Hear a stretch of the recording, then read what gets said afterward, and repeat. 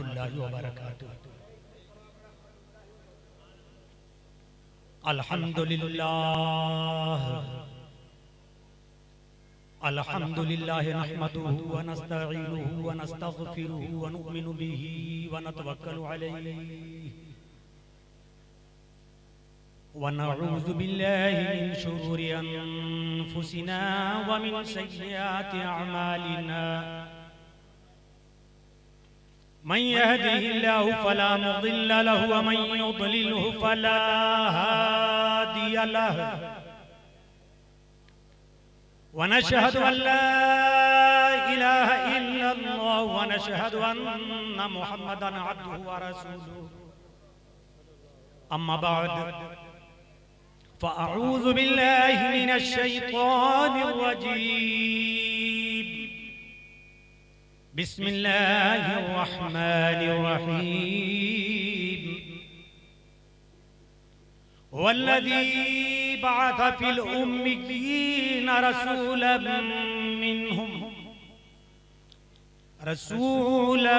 मिनहुम यतलू अलैहिम आयातिही व युज़क्कीहिम व युअल्लिमुहुमुल किताब वल हिकमह व इन कानू लफी दलालिन मुबीन।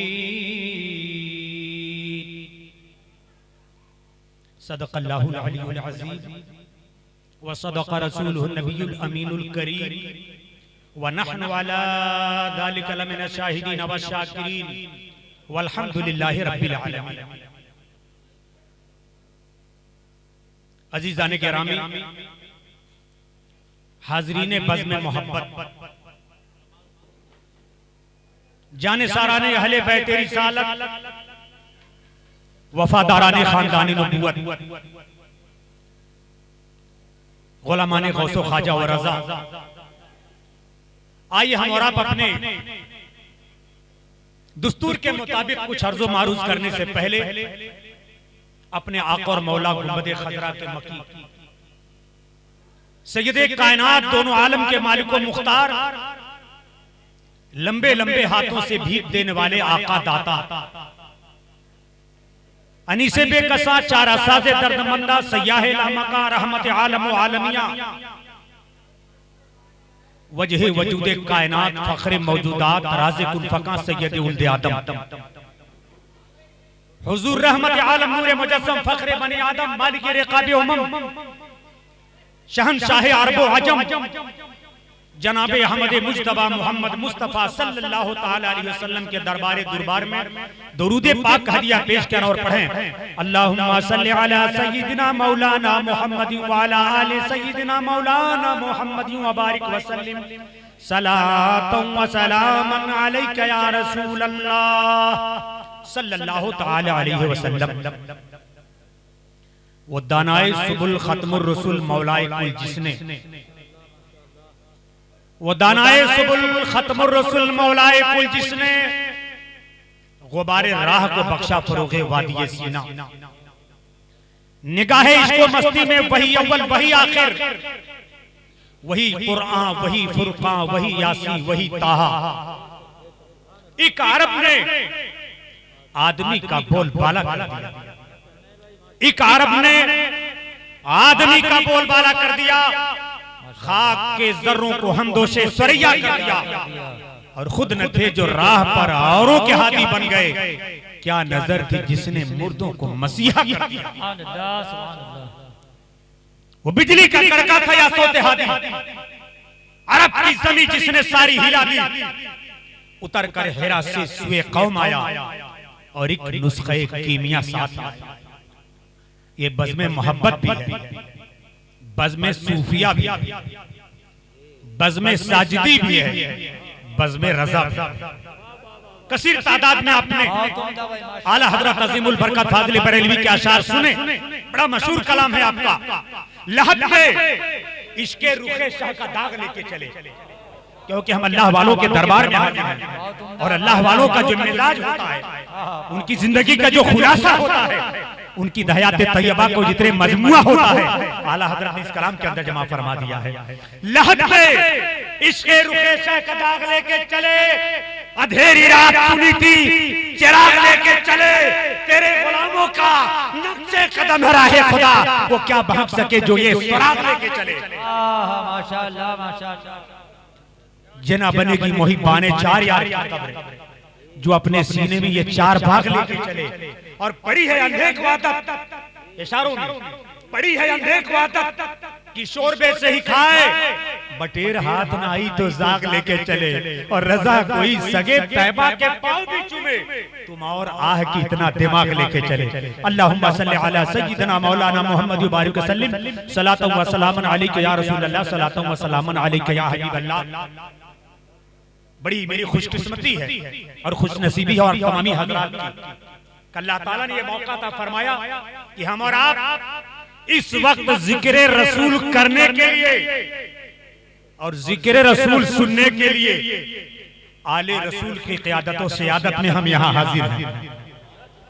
आका का जिक्र कहीं भी हो तो आका के जिक्र का मजा ही कुछ और होता है, लेकिन अगर आले रसूल की मौजूदगी में उनके नाना जान का तज़किरा हो जाए तो सुभान अल्लाह, फिर सोने पर सुहागा हो जाता है और मजा तो बादशाह हो जाता है।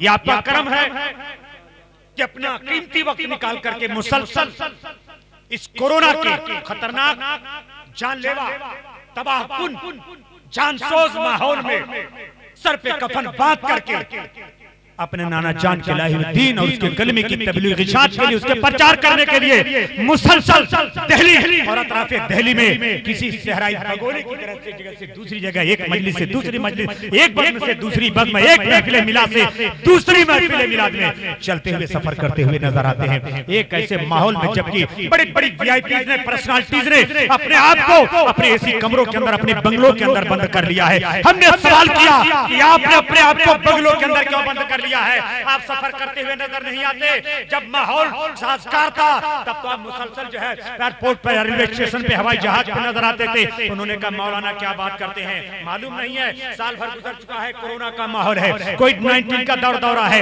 हर तरफ खतरा ही खतरा नजर आ रहा है। हाथ मिला लिया जाए तो खतरा पैदा हो जाता है, एक दूसरे के कपड़े को टच कर दिया जाए खतरा पैदा हो जाता है, अजनबी गाड़ी पे बैठा जाए खतरा पैदा हो जाता है, रेलवे स्टेशन पर चले जाइए दूसरी कुर्सी पर बैठ जाइए खतरा नजर आता है, अगर रेलवे के जो है हैंडल को पकड़ लिया जाए तो खतरा पैदा हो जाता है। अरे आदमी को इसका कोई ठिकाना नहीं है। अपने घर के अंदर जिस बर्तन के अंदर मैं खा रहा हूँ, घर में न जाने कितने लोगों ने इस बर्तन को इस्तेमाल किया है और इंसान उस बर्तन को इस्तेमाल करता है। मेरे दोस्तों, न जाने कहने के लिए हमारे पास कितनी बातें हैं। खतरा ही खतरा है, अंदेशा ही अंदेशा है, हर तरफ इंसान खौफ के आलम में सिकुड़ा हुआ नजर आ रहा है। जिसे देखो वो खतरा महसूस कर रहा है। न जाने कितने डॉक्टर कोरोना के इलाज करते करते मौत के घाट के अंदर चले गए और न जाने कितने मेडिसिन के माहिरीन जो है लुक्मे अजल को तनाउल कर लिया, दाई अजल को लब्बैक कहा। पता चला खतरा हकीकी है, खतरा मौजूद है, हर इंसान डरता हुआ नजर आ रहा है। मैंने कहा क्यों डर रहे हो? उन्होंने कहा कि मौलाना मौत का खतरा है, दुनिया से उठ जाने का खतरा है। मगर मैंने देखा कैसे माहौल के अंदर हमारे उलमा, हमारे शुरा, हमारे खुतबा, हमारे अइम्मा, हमारे पिराने तरीक़त हज़रत अल्लामा सैयदी जावेद अली नक्शबंदी साहब की बिला सर पर कफन बांध करके एक जगह से दूसरी जगह तबलीग के 3 किले चलते हुए नजर आते हैं। मैंने कहा सैयद साहब के बिना दुनिया का इंसान हैरान और परेशान है। हर डॉक्टर डरता हुआ नजर आ रहा है, कंपाउंडर डरता हुआ नजर आ रहा है, मेडिकल साइंस वाला डरता हुआ नजर आ रहा है, मेडिकल साइंस का स्पेशलिस्ट डरता हुआ नजर आ रहा है, और मेडिकल दुकान लगा करके दवाएं बेचने वाला डरता हुआ नजर आ रहा है। क्या आपको डर नहीं लगता है? उन्होंने कहा मौलाना हमने तो कुरान पाक की इस आयत करीमा के मर्तबा पढ़ लिया है और उस पर हमारी ईमान व अकीदा है। अला इन्ना औलिया अल्लाह ला खौफुन अलैहिम वला हुम यहज़नून, जो अल्लाह वाले होते हैं न डरते हैं न उन्हें किसी चीज का गम लाहिक होता है।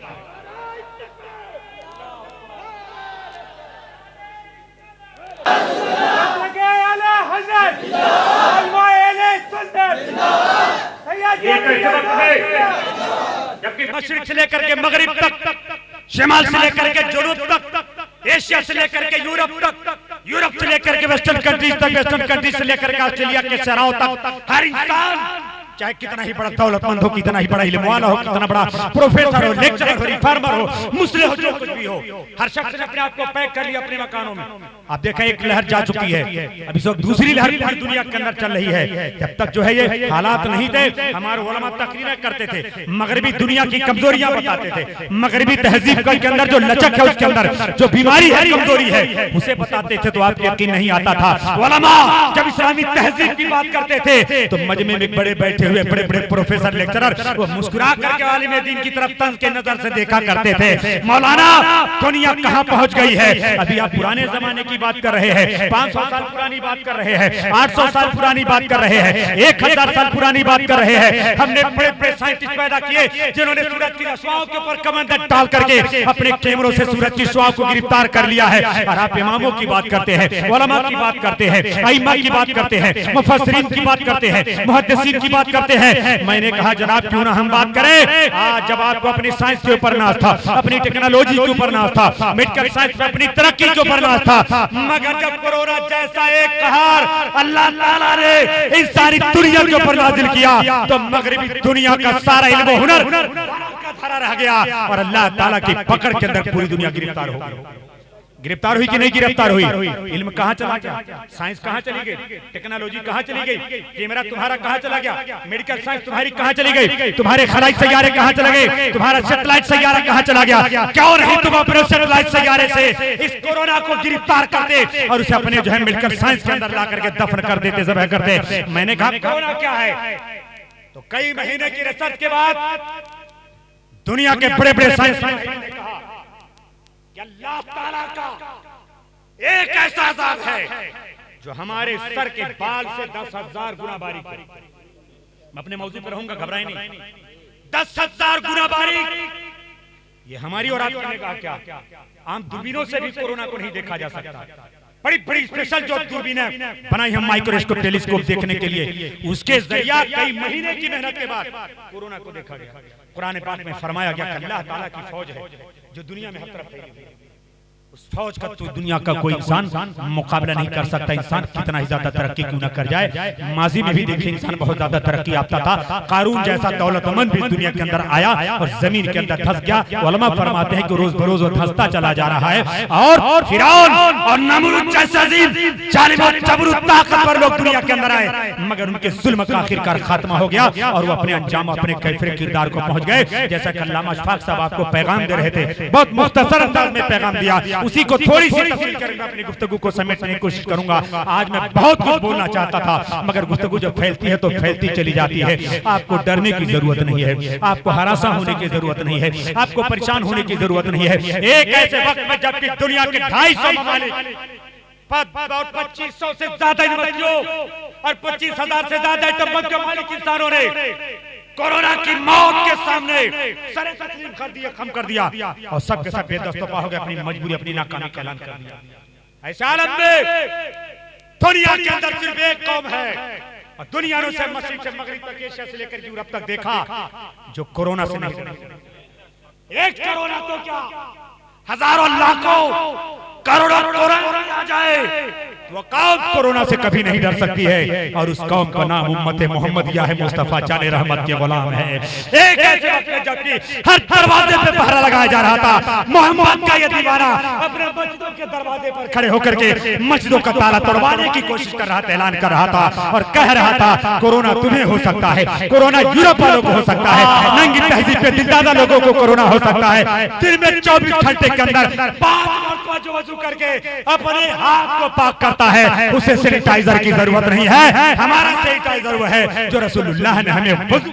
नारे तकबीर, नारे रिसालत, मजहबे इस्लाम, कानूने शरीयत, उर्से साजिदी, अल्लामा मकबूल सालिक निस्बाई, हुजूर सैयद जावेद मियां साहब क़िबला।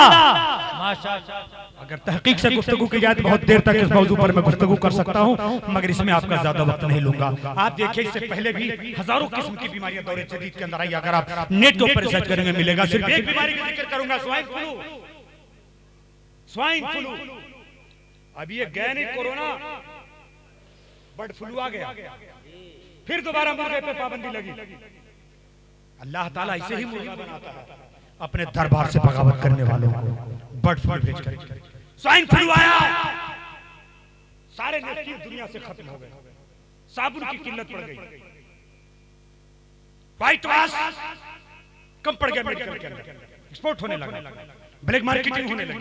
आज भी दवाओं की मार्केटिंग हो रही है, धमकियां दे करके दवा मंगवा रहे हैं, दो नहीं तो तुमको अंजाम झेलना पड़ेगा। सारा समझ जाइए, तुम तो बड़े ताकतवर थे, तो बड़े तरक्की याफ्ता थे, तुम्हारे पास हजारों आइटम बम हैं और तुम एक ऐसी मखलूक जो अल्लाह ताला ने तुम्हारी आजमाइश के लिए भेजी, जो बाल से भी ज्यादा 10,000 गुना बारीक है, उसका मुकाबला करने के लिए तुम धमकियां देकर के इंडिया से दवाएं मंगवा रहे हो। अगर तुम्हारी माँ ने तुम्हें दूध पिलाया था और तुम्हारे बातों के अंदर दम था, तो तुम्हें कोरोना का मुकाबला करना चाहिए था। तुम कोरोना का मुकाबला अपने हजारों आइटम बम से नहीं कर सके और मोहम्मद के दीवाने ने उनकी एक सुन्नत वजू पर अमल करके कोरोना को अपने मस्जिदों के दरवाजे से भगा दिया है। ये नबी का दीवाना होता है, ये मोहम्मद का गुलाम होता है। स्वाइन फ्लू की बीमारी आई, कोई दवा नहीं, no medicine, no medical science, no research. क्या किया जाए स्वाइन फ्लू को भगाने के लिए? सारी दुनिया ने तकरीर सुनी, उलमा से सुना, अपने डॉक्टरों से आपने सुना, एक इलाज है उसका, हाथ धुलो 24 घंटे में, पाक साफ करो उसे, रुमाल का इस्तेमाल करो, साफ सुथरा उसे रखो। अगर नबी की सुन्नत पर मुसलमान अमल करते, और किसी न किसी हद तक अमल कर रहे हैं, ऐसा नहीं कि मैं मुकम्मल तौर पर 100% मायूस हूं, लेकिन अगर 100% अमल करते तो दुनिया में इंशाअल्लाह ताला कोई बीमारी नहीं आती, दुनिया में ये बलाएं नहीं आती, दुनिया में वायरस नहीं आते। हजारों वायरस का कातिल तन्हा एक केमिकल है, जिस केमिकल का नाम वजू है। सुभान अल्लाह, सुभान अल्लाह। मेरे आका करीम सल्लल्लाहु अलैहि वसल्लम ने तर्जुमा हदीस करीमा के अंदर वजू की फजीलतें बयान फरमाई है। मैं तफसील में न जाकर के इशारा करते हुए गुजरूंगा। अल्लाह मेरे आका फरमाते हैं, जो नमाजों के लिए 5 मरतबा 24 घंटे के अंदर वजू बनाता है, उसकी मिसाल उस शख्स की तरह से है जो 24 घंटे में 5 मरतबा उसके घर के दरवाजे के सामने नहाता उसमें। बोलो सुभान अल्लाह। ये सुभान अल्लाह बोलने की जगह है जो रसूलुल्लाह सल्लल्लाहु अलैहि वसल्लम का फरमाने वाली शान है। तुम्हारे दरवाजे के सामने नहर बह रही है और 24 घंटे में 5 मरतबा उसमें गोते लगाता है, नहाता है, धोता है, अपने आप को पाक करता है। आपने फरमाया कि उसके बदन के ऊपर कोई मैल रह सकता है? सारे सहाबा ने कहा या रसूलल्लाह मैल का सवाल नहीं पैदा होता है। तो मेरे आका ने फरमाया जो बंदा 5 मरतबा 24 घंटे में वजू बना करके अपने दरबार में झुकता है, वो बंदा भी उसी तरीके से गुनाहों से पाक हो जाता है। सुभान अल्लाह, सुभान अल्लाह। ये मुस्तफा जाने रहमत सल्लल्लाहु अलैहि वसल्लम ने फरमाया। कोरोना से पहले, स्वाइन फ्लू से पहले, बर्ड फ्लू से पहले, एड्स और कैंसर से पहले, जब हमारे उलमा यही हदीस बयान करते थे तो मुस्कुराते थे साइंटिस्ट। ये 100 साल पहले का जो जमाना हिंदुस्तान में गुजरा है अंग्रेजी तहजीब का, कांटे छुरी से खाने का, जिसकी तरफ आप चल पड़े हैं, ये हंसते थे हमारे उलमा की हदीसों पे।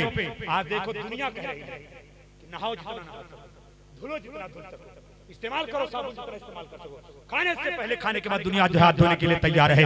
मगर यही बात जब सुन्नत कह करके बताई जा रही थी, तब हल्के में आप ले रहे थे। सुभान अल्लाह, सुभान अल्लाह। इंसान ट्रेन के ऊपर सवार हुआ, फौरी तौर पर सैनिटाइज कर रहा है, ऑफिस के अंदर गया सैनिटाइज कराया जा रहा है, कमरे के अंदर आया अपने आप को सैनिटाइज कर रहा है, मंदिर में गया है सैनिटाइज कर रहा है, और आपको मजबूर कर दिया गया है कि मस्जिद में जा रहे हैं अपने आप को सैनिटाइज कर रहे हैं। जो वजू बना लेता है अल्हम्दुलिल्लाह सुम्मा अल्हम्दुलिल्लाह, उसे किसी सैनिटाइजर की जरूरत नहीं पड़ती है। और 5 मरतबा अगर सिर्फ नमाज की बुनियाद पर आप वजू कर लें इंशाअल्लाह ताला, तो स्वाइन फ्लू, बर्ड फ्लू और ये जो बीमारी है कोरोना कोविड-19 इंशाअल्लाह ताला कभी भी आपके करीब नहीं आ सकती। समझ गए, नहीं समझ गए? मेरे आका ने फरमाया बंदे के जिस्म से गुनाह का मैल इस तरीके से धुल जाता है कि जैसे पतझड़ के मौसम में एक शख्स दरख्त की टहनी को पकड़ करके हिलाता है तो उससे सारे खड़ जाते हैं, उसी तरीके से इंसान जब वजू बनाता है, नमाज के लिए खड़ा होता है, अल्लाह ताला उसे गुनाहों से पाक कर दिया। अब एक बात की तरफ तवज्जो दिलाऊंगा आपको, तवज्जो से समाप्त करना चंद मिनट। ये तो आखिरत का ताल्लुक है गुनाहों का, बातिन से ताल्लुक है गुनाहों का। इंसान, आपने गुनाह देखा किसी को? आज रिसर्च किया जाता है, रिसर्च करके बता दिया जाता है, चेकअप करके किसे कोरोना है, अगरचे मैं इसके ऊपर 100% यकीन नहीं करता, बहुत से इतराज़ात या किसे नहीं, कई तरीके निकाले गए। मियां 6 महीना तो लग गया खाली पीपी किट बनाते हुए। कौन सी तरक्की, कहां की तरक्की, कहां का साइंस, कहां का यूरोप, कहां ये बड़े बड़े दानिशवर चले गए। एक मामूली सी बीमारी पर तुमको सिर्फ पता लगाने, प्रोटेक्शन के लिए एक कपड़ा बनाने में, तुम्हें एक लिबास बनाने में 6 महीने लग गए। तुम्हारे बचाने से दुनिया नहीं बची है, रसूल पाक के बचाने से दुनिया बची है। अल्लाह ताला के रहमो करम से दुनिया बची है, वरना रब ताला अगर चाहे तो कुन का इशारा कर दे और एक कोरोना दुनिया से 7 अरब इंसानों का सेकंडों में खात्मा।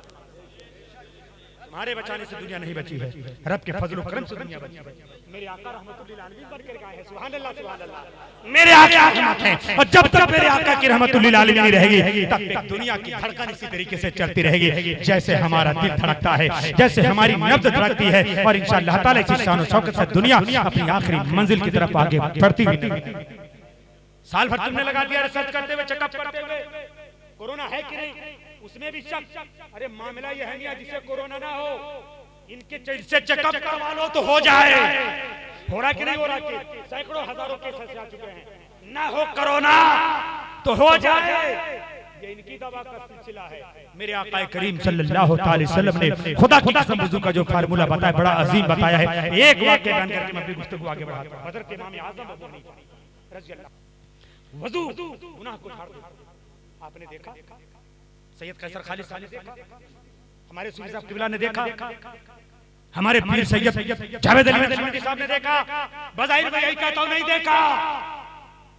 अल्लाह वाले सूफिया अहलुल इल्म बातिन के अंदर जो लोग रासिख होते हैं, वरासिखून फिल इल्म इन्नमा यख्शल्लाह मिन इबादिल उलमा, अल्लाह से डरने वाले उलमा अपनी निगाहों से वुजू के पानी से झड़ने वाले गुनाहों को।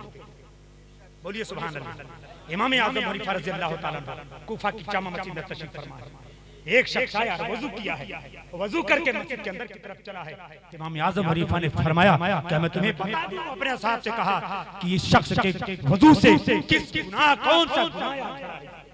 अल्लाह अकबर, ये अल्लाह वाले होते हैं। यहाँ ना कोई पीपी किट है, ना सैनिटाइजर, ना इंजेक्शन, ना माइक्रोस्कोप टेलीस्कोप। अरे निगाह वली में वो तासीर देखी, बदलती हजारों की तकदीर देखी। तुम्हारा माइक्रोस्कोप टेलीस्कोप जो चीज नहीं देखता है उसे अल्लाह ताला का वली, अल्लाह का दीवाना देखता है।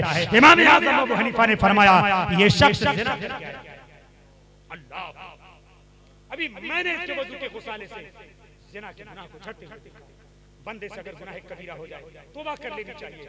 लेकिन मेरे दोस्तों इसलिए गुनाह कबीरा के लिए तौबा करना लाजिम है। लेकिन आप तौबा करेंगे अल्लाह ताला का उसके साथ फजल हो जाए। आप सोचते हैं यार मैं गुनाह करता रहता हूँ, क्या फायदा नमाज पढ़ने से, गुनाह करता रहता हूँ, क्या फायदा वजू करने से। हर घंटे हमसे गुनाह होता है, हर 4-5 घंटे के बाद 2 घंटे के बाद नमाज आती है। मैं कहता हूँ मेरे आका ने फरमाया है चाहे तुमसे हर लम्हे गुनाह कबीरा हो मगर वजू बनाओ, मस्जिद में आओ और सर झुका करके रो करके दुआ आंखों से अपने आंसू का कतरा बहा दो। अल्लाह की रहमत से उम्मीद है तुम्हारे गुनाहों को माफ देगा। मेरे आका फरमाते हैं हदीस मुस्तफा में है कि अगर इंसान का गुनाह समंदर के झाग के बराबर, समंदर के झाग के बराबर हो या दुनिया के तमाम पहाड़ों के बराबर हो, बंदा जब सच्चे दिल से तौबा कर लेता है अल्लाह खौफ खुदा में एक आंसू टपका देता है दुनिया से, तो अल्लाह ताला उसे समंदर के झाग से भी ज्यादा बड़े गुनाहों को माफ कर दिया करता है। अल्लाह ताला की रहमत का हम और आप अंदाजा कर सकते हैं, हम और आप अंदाजा नहीं कर सकते। मैं अर्ज कर रहा था कि मेरे दोस्तों अल्लाह ताला ने मुस्तफा जान रहमत सल्लल्लाहु ताला अलैहि वसल्लम को इस कायनात के अंदर रहमत बना करके भेजा है और आप रहमतुल लिल आलमीन पूरी दुनिया के लिए रहमत है। और मेरे आका की सुन्नत के ऊपर अमल करने का अगर जज्बा पैदा हो जाए, अरे वाजिबात की बरकतें छोड़ो, फराइज की बरकतें छोड़ो, सिर्फ अगर सुन्नतों पर अमल कर लो तो तुम्हारी दुनिया भी संवर जाएगी, आखिरत भी संवर जाएगी। आज देखिए दुनिया कहती है कि खाने के बाद जो है तौलिए से कपड़े से हाथ साफ करना चाहिए, सैनिटाइज आपके लिए इजाद कर दिया गया है। 1400 साल पहले मेरे आका ने फरमाया बंदा जब खाने का इरादा करे और दस्तरखान के ऊपर बैठे तो लाजिम और जरूरी है कि पहले हाथ धुले। हैंड मेरे आका ने फरमाया हाथ धुलो और खुदा के साथ बावजूद खाओ तो खाने का भी सवाब हो सके तो बावजूद खाओ। बावजूद खाने की बेपनाह फजीलत है, खाना इतना अजीम है। आका ने फरमाया है खाना फर्श पे रखा हो, आप कुर्सी पर नहीं बैठ सकते। ये मसाइल क्यों नहीं आपको बताया जाता है? क्यों नहीं आपके दिमाग में सारी चीजें आती हैं? खाने की भी तारीफ है। लोग समझते हैं मुसलमान अजब कौन, हमारे हिंदुस्तान में एक जो अक्सरियत का तबका है हमें सबसे ज्यादा गमार और जज समझता है, ये किसी चीज की ताज़ीम तौक़ीर नहीं करते। नहीं, खाने का भी अदब हमें बताया गया है। खाना फर्श पे रखा है, आप कुर्सी पर ना बैठो, खाने के साथ बैठो कि वो रोजी। आज बंदा परेशान की रोजी तो नहीं मिली, कोरोना आया रोजी चली गई, कंपनी पे ताले मारे, रोजी रोजगार हो गया, आज दर्द हो रहा है, हालांकि अल्लाह ताला ने भी आपको भूखा नहीं मारा है। वो अजाब जो पिछली कौमों के ऊपर अल्लाह ताला ने नाज़िल फरमाए, उन अजाबों का तो हजारवां हिस्सा भी अभी नहीं आया आपके पास। अभी आपके घरों में गल्ले हैं, बच्चों के चेहरे पे मुस्कुराहट है, कंपनी में आपके माल है, पेमेंट का इंतजार हो रहा है। थोड़ा सा अल्लाह ताला ने दबाई, हल्का हो गया है आपका कारोबार। 10,000 महीना कमा रहे थे, 5,000 पे आ गए हो। 1 लाख रुपए सालाना कमा रहे थे, 50,000 पे आ गए हो। ये तो रहमत है, कभी 50% आपको बाकी रखा है। तौबा रजुल और गुनाह उसकी माफी अब ताला की बारगाह करम में मांगो, वरना ये कोरोना जाने वाला नहीं है, न किसी दवा से जाने वाला है, न किसी ये जो है सैनिटाइजर से जाने वाला है, न किसी मेडिकल साइंस के जरिए जाने वाला है। खुदा की कसम कोरोना अगर जाने वाला है तो तौबतन नसूहा से जाने वाला है, वज़ू तैयबा से जाने वाला है, नमाजों की पाबंदी से जाने वाला है, सदका और खैरात से जाने वाला है, गरीबों के सर पे दस्ते शफ़क़त फेरने से जाने वाला है, बेवाओं के साथ हुस्न सलूक करने वाला है। और अपने मोहल्लों में घरों में जो बेटियां रिश्तों के इंतजार में बैठी हैं, जब तक तुम अपने बेटों की फरोख्त पर पाबंदी नहीं लगाओगे तब तक कोरोना तुम्हारे मोहल्लों से नहीं जाने वाला। अल्लाह का अज़ाब है, अल्लाह की पकड़ है। मेरे आका ने फरमाया जब खाने की इरादा करो हाथ धुलो, हाथ धुलकर खाइए। मैं कहता हूं कि अभी भी हमारे समाज में 30 से 40% लोग हैं, आओ देखा नहीं खाओ, अल्लाह कंपनी साहब, फैक्ट्री साहब, कारोबार साहब, हाथ में कचरे, लाओ खाना बेगम पर टूट पड़े। जो आया जैसे आया साफ कर दिया उसे। अब हजारों कीटाणु जो तुम्हारे हाथों के अंदर थे वो खाने के रास्ते तुम्हारे मुंह में चले। एक लतीफा पुराने जमाने का, टिकसर के पेट में दर्द हो रहा था तो कहा दवा दीजिए। हकीम साहब ने कहा जो है तो उसने जो है आंख की दवा दी। कहा कि आंख की दवा पेट में, कहा अगर तूने जो है तुम्हारे आंख में रोशनी होती तो तू जली रोटी ना खाता, गंदा खाना ना खाता, तेरे पेट में दर्द नहीं पैदा होता। तो आज यही हालत हमारी बन गई है कि वाकई में अगर हम जो है उसूल सवाबित के ऊपर अमल करके अपनी जिंदगी गुजारते तो ये बीमारियां हमें लाहिक नहीं होती। मेरे आका ने फरमाया हाथ धुलो, हाथ आपने धुल लिया, कीटाणु जितने थे जिसे वायरस कहा जाता है अंग्रेजी में, ये वायरस आपके हाथ से धुल करके नाली में चला गया। अब आप खाना खाइए, इंशाअल्लाह ताला किसी भी तरह की कोई बीमारी, कोई वायरस आपके मुंह के अंदर दाखिल नहीं होगा। याद रखिए बीमारी का जो टैंक है वो कौन है? स्टमक। बीमारी का जो स्टमक जो टैंक है वो स्टमक है, हमारा पेट। जो कुछ हम खाते हैं इसकी बुनियाद के ऊपर हमारी बॉडी के अंदर अमल होता है, एक्शन होता है, फैसला होता है।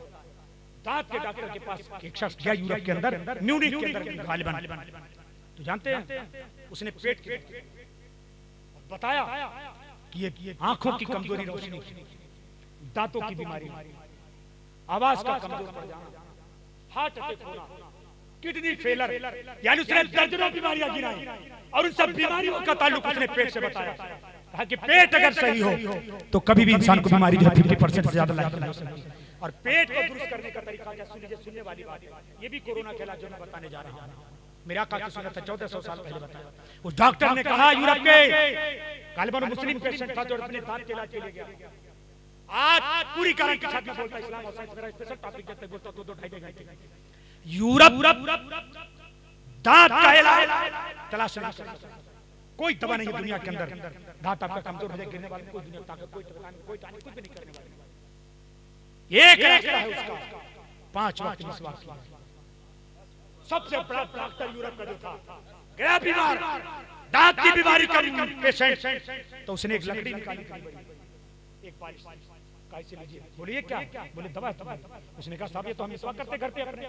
बोले इससे बड़ी दवा दुनिया के अंदर कोई नहीं है दांत की बीमारियों की, कमजोरियों की। उसने कहा कि तो मेरे पैगंबर ने 1400 साल पहले बता दिया था हमें 5 मरतबा मिसवाक करने के लिए। और बड़ी हदीस पाक है, रसूल पाक के रहमत होने का भी सबूत है। आका ने फरमाया लौला नशुक्कु अला उम्मती लमरतुम बिस्वाक इंदा कुल्ले सलात। अगर मुझे अपनी उम्मत के मशक्कत में पड़ने का ख्याल ना होता कि अगर मैं लाजिम कर दूंगा, वाजिब कर दूंगा, कंपल्सरी कर दूंगा, फर्ज कर दूंगा, मस्ट कर दूंगा तो मेरी उम्मत परेशानी में मुब्तला हो जाएगी। अगर मेरी उम्मत की परेशानी के ट्रबल में पड़ने का ख्याल ना होता तो मैं फर्ज कर देता इसे।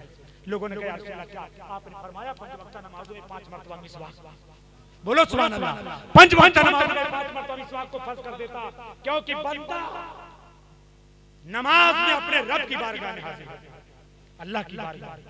तसव्वुर कीजिए तकरीर का मौका नहीं, अल्लाह की बारगाह में, प्राइम मिनिस्टर की बारगाह में जाओ कितनी तैयारी जाती है, एमएलए के पास जाओ कितना बाल टाइट करके काला टाइट करके जाते हैं, एमपी के पास चले जाओ तो किराए की कार मंगवाते। लोगों ने समझा कि बड़ा गरीब है, 3rd क्लास के जो है कम जो है इलाके का है, तो इसलिए कहते हैं कि बुलाओ मर्सिडीज गाड़ी लेकर जाओ, किराए पर ही होगी मगर मर्सिडीज सिखाएंगे वहां। इतना है तमाम। नमाज के लिए रसूलुल्लाह ने जो है तमाम बताया, अगर आप अमल करेंगे सारी बीमारियों से, सारी झंझटों से निजात मिल जाती है आपको। 5 मरतबा मिसवाक करो। क्यों? मुंह में तुम्हारे और ये मिसवाक जो तुमने गाली उसके भी असर को जाहिर करती है, और जो तुमने गंदा खाना खाया है उसका भी असर जाहिर करती है। सुभान अल्लाह, सुभान अल्लाह।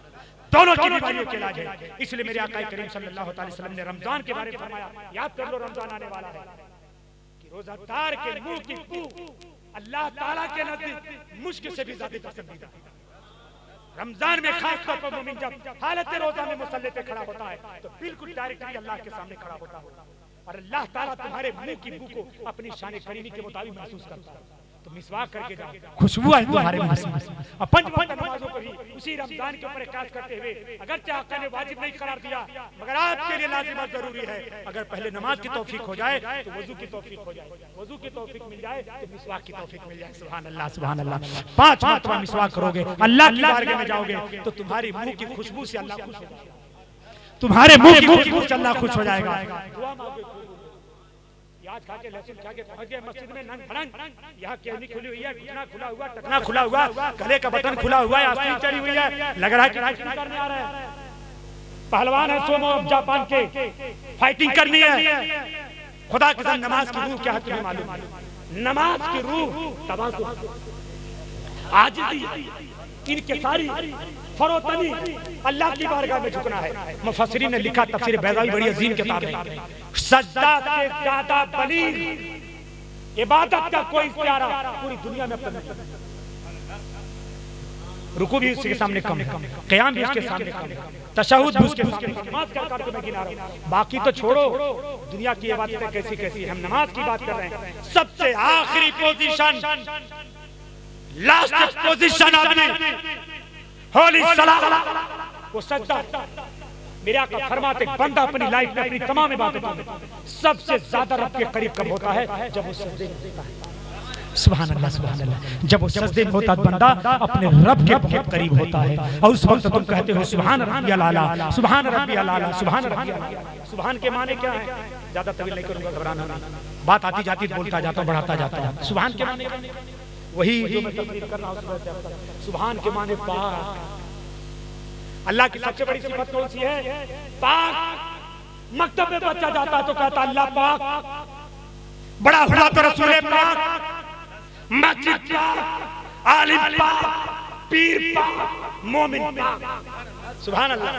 पाक की सबसे बड़ी खुसूसियत इस्लाम की निज़ाफ़त और निस्फ़ुल ईमान, निज़ाफ़त आधा ईमान।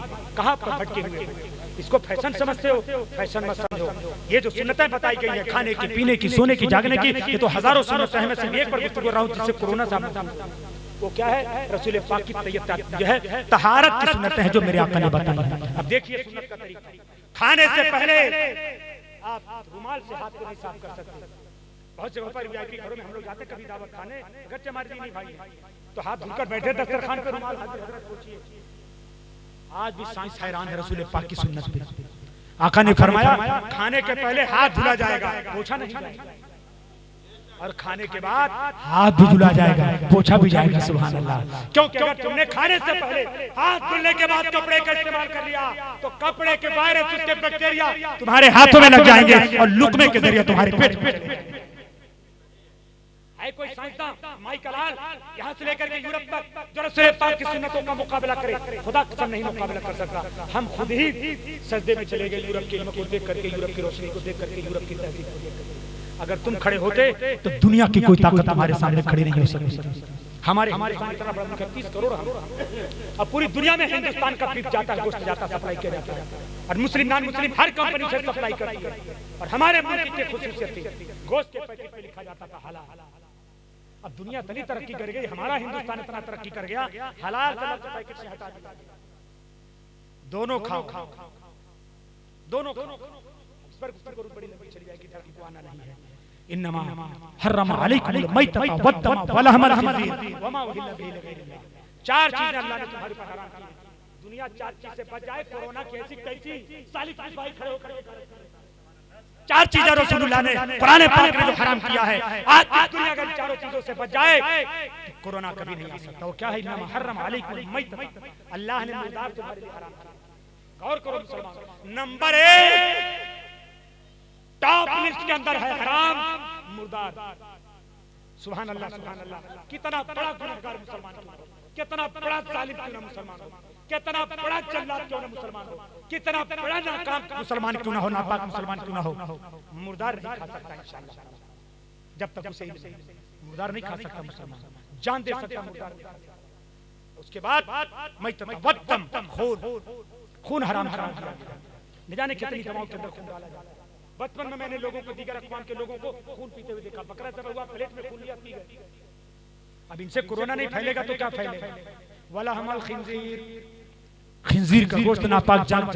याद रखो जितने जानवर है दुनिया के अंदर दो तरह के, एक हलाल है और एक हराम।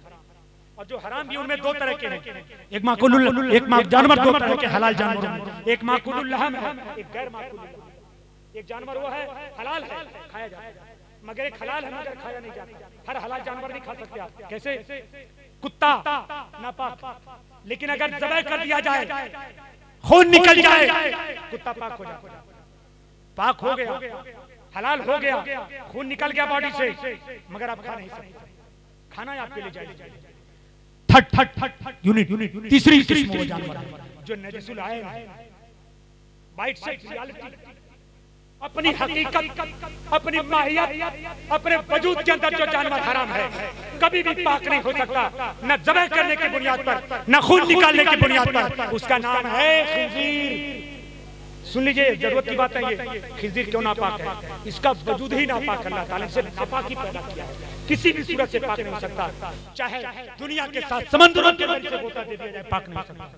अब साइंस वाले रिसर्च कर चुके हैं कि एक ऐसा कीड़ा इसके जिस्म के अंदर पाया जाता है। यूरोप वाले कह रहे हैं, मुल्ला जी, मौलाना जी, इमाम साहब नहीं कह रहे, मत मानिए इमाम साहब की, ये गंवार लोग हैं, कम पढ़े लिखे लोग, ये बड़े बड़े जो हाई प्रोफाइल लोग हैं, बड़े बड़े सनद याफ्ता हैं, बड़ी बड़ी टोपियां जो लगा करके यूरोप से आते हैं, यूनिवर्सिटियों से कमरे लेकर के, इनकी मान लीजिए। सूअर के गोश्त के अंदर उसके जिस्म में एक ऐसा क्रिया पाया जाता है कि जो हमारे सूरज की सतह की गर्मी है 6000 सेंटीग्रेड, एटमिक धमाका जब होता है तो एटमिक धमाके से जो गर्मी पैदा होती है वो 6000 सेंटीग्रेड, उस 6000 सेंटीग्रेड पर भी अगर सूअर के गोश्त को पकाया जाए तो सूअर के जिस्म का कीड़ा नहीं मरता। समझ गए आप? एटमिक हमला कर दिया जाए तब भी सूरज के जिस्म के अंदर पाया जाने वाला कीड़ा नहीं मरता। तो तेरे दोस्त ज़बाह तो करके तो लोग खाते नहीं, एक तो सूअर और दूसरे झटका, उस पर अल्लाह का फटका आएगा कि नहीं आएगा।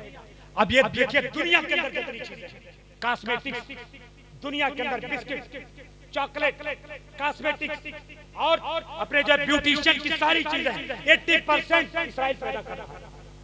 कौन बनाता है? इसराइल बनाता है। हिंदुस्तान में भी हजारों चीजें उनमें से पाई जाती हैं जिनके ऊपर शुबह हो सकता, हम यकीन नहीं कर सकते। और आपको हर्जे अजीम से बचाने के लिए उलमा ने कुछ जवाब के उसके अंदर कौल किया, जवाब का पहलू निकाला है, लेकिन आप बच सकते हैं तो बहुत बेहतर, आपको बचना चाहिए। तो मेरे दोस्तों तीन चीजें हो गई, खिंजीर, वमा उहिल्ला बिही लिगैरिल्लाह, 10 मिनट जो माबूदाने बातिला के नाम पे ज़बाह कर दिया जाता है उसे आप नहीं खा सकते। ये 4 चीजें नापाक इस्लाम के अंदर बताई गई हैं और इन चारों चीजों ही के ऊपर इस्तेमाल दुनिया का सबसे ज्यादा फोकस है। लिहाजा क्या फैल रहा है? बीमारी फैल रही है। तहारत का जो निजाम, सफाई का निजाम जो इस्लाम ने दिया है, अगर इसे दुनिया के अंदर लागू कर दिया जाए, अरबों खरबों डॉलर ये जो तुम्हारा बर्बाद हो रहा है, जाय हो रहा है, ये गरीबों पे खर्च होता, मिस्कीनों पे खर्च होता, बेवाओं पे खर्च होता, कमजोरों के ऊपर खर्च होता, मगर सारा तुम्हारा बेकार दवाओं पे खर्च होता। मैंने अर्ज किया था उसी गुफ्तगू को मुकम्मल कर दूं, मिसवाक करो 5 टाइम, दांत तुम्हारा साफ होगा। अब दांत जब साफ होगा खाना खाओगे, दांत के अंदर बैक्टीरिया नहीं होगा, वायरस नहीं होगा। हाथ में तुमने धुल लिया है, अब हाथ में भी वायरस नहीं है, पाक साफ होगा, खाना खाओ। पाक और साफ ग़िज़ा जब तुम्हारे पेट के अंदर जाएगा तो पेट तुम्हारा साफ होगा, इजाबत होगी, कब्ज़ दूर रहेगी, कब्ज़ जब दूर हो जाएगी पेट तुम्हारा साफ हो जाएगा, आंखों की रोशनी बढ़ेगी, सुभान अल्लाह सुभान अल्लाह, कान का पावर बढ़ेगा, ज्यादा तुम्हें सुनाई देगा, सुभान अल्लाह सुभान अल्लाह, मुंह खुशबूदार हो जाएगा, तकरीर करोगे मजा आएगा, नाक करोगे मजा आएगा, तिलावत करोगे मजा आएगा, बात करोगे तो तुम्हारे मुंह से खुशबू निकलेगी और फूल झड़ेगी। एक मिसवाक की बरकत, दुनिया से मिसवाक करे, कोरोना से निजात मिल जाए, सुभान अल्लाह सुभान अल्लाह। मेरे दोस्तों, मैंने कुरान पाक की जो आयत करीमा तिलावत की, 2-3 मिनट उस पर भी मैं अर्ज कर दूं। हुवल्लज़ी बअसा फिल उम्मिय्यीना रसूलन मिनहुम यतलू अलैहिम आयातिही व युज़क्कीहिम व युअल्लिमुहुमुल किताब। वही है जिसने तुम्हारे दरमियान तुम्हारे में से रसूल मबूस फरमाया, शर्ट और उस रसूल को अल्लाह ताला ने 4 जिम्मेदारियां दी। मेरे आका नबी है, रसूल है। 313 रसूल दुनिया में, बाकी जो 1,24,000 या 2,24,000 अंबिया किराम का मुवेश है वो सब के सब नबी रसूल की शरीयत की तबलीग के लिए। तो रसूल जो होता है या तो साहिब शरीयत होता है, साहिब सहीफा होता है, या मुस्तकिल साहिब किताब होता है। अल्लाह अल्लाह रसूल करीम सल्लल्लाहु अलैहि वसल्लम को अल्लाह ताला ने 4 जिम्मेदारियां अता की। या तो कुरान की आयतें अल्लाह का नबी तिलावत करता है, ये नबी की जिम्मेदारी है, मनसब है। ये उलमा हुफाज कारी साहब आ जाइयो, हाफिज जी आ जाइयो, क्या अब्बा का इंतकाल हो गया है, कुरान खानी करवा, बड़े हल्के में लहजे में बोलते हैं, हाफिज जी आ जाइयो, लगता है बस नौकर से भी ज्यादा कम कीमत इनकी हो जाती है जब ये मामला पेश आता है, इतने हल्के में इनको आवाज दी जाती है। अरे आपको तो यहाँ पे बस्ता खड़ा होना चाहिए, आका सरकार हुजूर कारी साहब किबला तवज्जो चाहता, कुछ गुजारिश करनी है आपकी बारगाह में। ये अंदाज अगर आपका होता कि हमें कुरान की तिलावत करवानी है, मेरे वालिद का इंतकाल हो गया, मेरी वालिदा का इंतकाल हो गया है, मैं अपने मरहूम खानदान के मरहूमों के लिए हमें तिलावत कुरान पाक करवानी है, हल्के में ले लिया हाफिज साहब को, कारी साहब को। ये मनसब नबुवत की जिम्मेदारियां हैं जो रसूल पाक के बाद अल्लाह ताला ने अपने उलमा को हुफाज़ो कुरान का फरमाया, तलू अलैहिम आयातिही व युज़क्की। आखिरी बात, कुरान को तिलावत करने का फायदा क्या है? तज़किया, दिल पाक, दिमाग पाक, ज़मीर पाक, वो ज़की व युअल्लिमुल किताब वल हिकमा। उलमा क्या करते हैं? किताब की तालीम देते हैं, हिकमत की तालीम देते हैं। ये 4 मनसब नबुवत हैं, और ये चारों मनसब नबुवत हुफ़ाज़ कुर्रा उलमा की तरफ मुंतकिल हो गए। रसूल करीम आखिरी नबी, अब कोई नबी नहीं आएगा, आने वाला होता तो 1400 साल में आ जाता। दीन कैसे चलेगा? उलमा के जरिए, हुफ़ाज़ के जरिए, कुर्रा के जरिए, पीरानी निज़ाम के जरिए, सैयद साजिद अली नक्शबंदी के जरिए, हुजूर सैयद जो है जावेद अली नक्शबंदी साहब के जरिए, इन हमारे उलमा शुअरा खुतबा नुक़बा इजलास के जरिए दीन का सिलसिला इसी तरीके से क़यामत तक चलता रहेगा। आज पूरी दुनिया हमें मिटाने पे तुली हुई है, मस्जिदों पे पाबंदी लगाई जा रही है, माइक पे पाबंदी लगाई जा रही है, मीनारों पे पाबंदी लगाई जा रही है, अब मदरसों को भी बंद करने की बारी है। अरे जुरूस जब दुनिया का सुपर पावर था 70 साल के अंदर टूट करके बिखर गया और 12 रास्ते खड़ी हो गई। अगर तुमने खुदा को चैलेंज किया, कुरान को चैलेंज किया, मेरे आका को चैलेंज किया, दीन इस्लाम को चैलेंज किया, तो तुम कितने टुकड़ों में बच्चे बटोगे? आने वाला वक्त बचाएगा। चमन फूल चुने शाद रहे, बाग बाग चाह तो हमें गुलशन तेरा आबाद रहे। वाखिर दावाना अनिल हम्दुलिल्लाहि रब्बिल आलमीन।